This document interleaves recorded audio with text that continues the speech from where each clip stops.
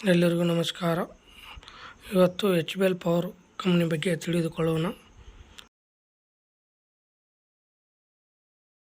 ಇದೊಂದು battery manufacture ಕಂಪ್ನಿಯಾಗಿದ್ದು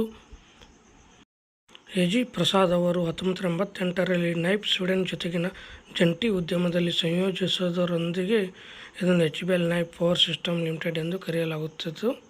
ಇದು Hyderabad, India ಮೂಲದ ಪ್ರಮುಖ ಬ್ಯಾಟರಿ ಮತ್ತು ಪವರ್ ಸಿಸ್ಟಮ್ ಕಂಪನಿಯಾಗಿದೆ. 1999ರಲ್ಲಿ ಹೈದರಾಬಾದ್ ಬ್ಯಾಟರೀಸ್ ಲಿಮಿಟೆಡ್ ವಿಲೀನದ ಪರಿಣಾಮವಾಗಿ ಅಸ್ತಿತ್ವಕ್ಕೆ ಬಂದಿತು. ಇದರ ಮಾರುಕಟ್ಟೆ ಕ್ಯಾಪ್ 14,884 ಕೋಟಿ, ಈಗಿನ ಬೆಲೆ 537. ಈ ಸ್ಟಾಕಿನ ಹೈಯೆಸ್ಟ್ ಬೆಲೆ 612 ಮತ್ತು ಕಡಿಮೆ 102. Stock PE 62.8. ಇದರ ಫೇಸ್ ವ್ಯಾಲ್ಯೂ 1, ಬುಕ್ ವ್ಯಾಲ್ಯೂ 38.2.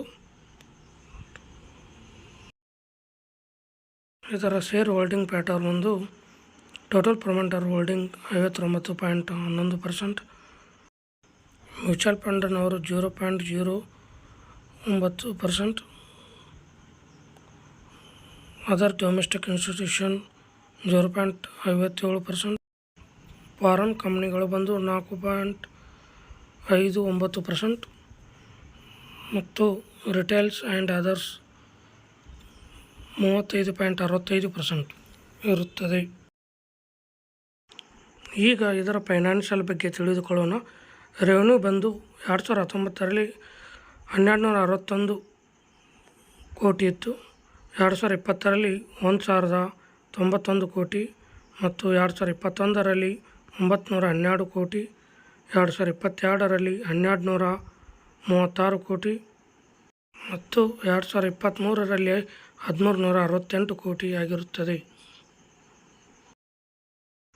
ಇದರ ಸಾಲದ ಬಗ್ಗೆ ತಿಳಿದುಕೊಳ್ಳಬೇಕೆಂದರೆ ಆಲ್ಮೋಸ್ಟ್ ಇದು 0% ಆಗಿರುತ್ತದೆ.